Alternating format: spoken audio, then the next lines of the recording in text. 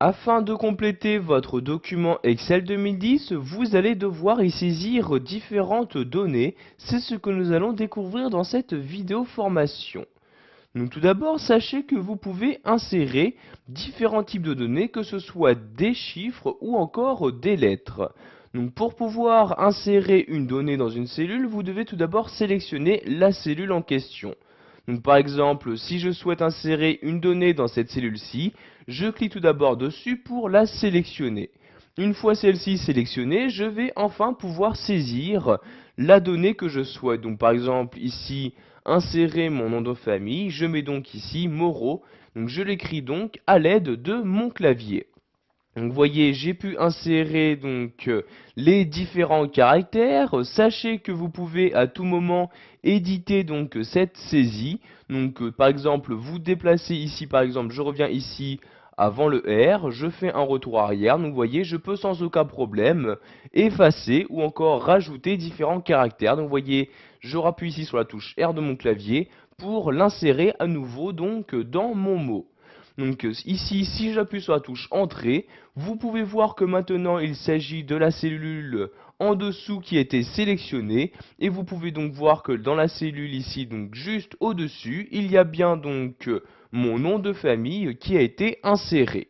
Si maintenant je souhaite ici insérer mon prénom dans cette cellule-ci, je clique tout d'abord dessus pour la sélectionner. Et j'insère de nouveau en utilisant mon clavier la donnée que je souhaite. Donc par exemple ici j'écris Albert comme ceci. Je reclique ici sur cette cellule-ci pour la sélectionner et pour y insérer ici une autre donnée. Donc par exemple ici cette fois-ci une donnée numérique. Je vais y mettre mon âge. Donc ici vous voyez 20 ans. Donc je pouvais mettre des espaces.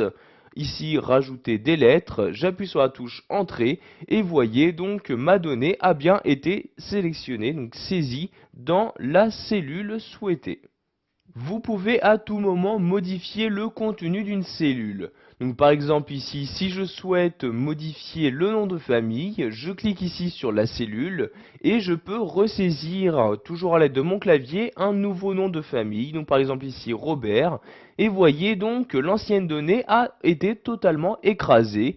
Donc j'appuie sur la touche Entrée et voyez le nom de famille a bien été remplacé.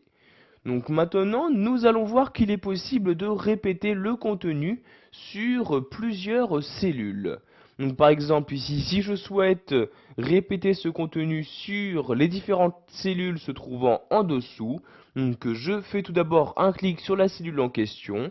Une fois ma sélection de cellules faite, vous pouvez voir ici donc ce rectangle noir qui apparaît tout autour. Vous allez vous rendre tout en bas à droite de celui-ci et cliquer sur le petit carré. Vous avez donc maintenant votre curseur qui ressemble à celui-ci. Une fois que c'est le cas, vous pouvez cliquer donc avec votre souris et tout en maintenant le clic, vous pouvez par exemple ici descendre et vous avez donc ici donc automatiquement la répétition du contenu qui s'effectue. Donc vous voyez ici, il s'agit de données numériques, pardon. Donc automatiquement, il y a une incrémentation d'effectuer. Donc je lâche le clic de ma souris et vous pouvez voir donc que le contenu a bien été répété. Vous pouvez faire de même par exemple ici pour le mot Albert. Je sélectionne la cellule, je me rends en bas à droite, donc ici dans cette partie-là, je clique, je maintiens le clic de ma souris et je descends ici. Et vous pouvez voir donc sur toutes les différentes cellules sélectionnées, le mot Albert sera donc répété. Donc je lâche le clic de ma souris et vous pouvez voir qu'un même mot a été répété sur plusieurs cellules en très peu de temps.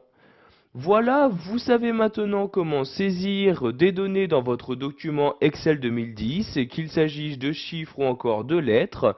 Vous avez également appris à répéter le contenu d'une cellule sur une ou plusieurs autres.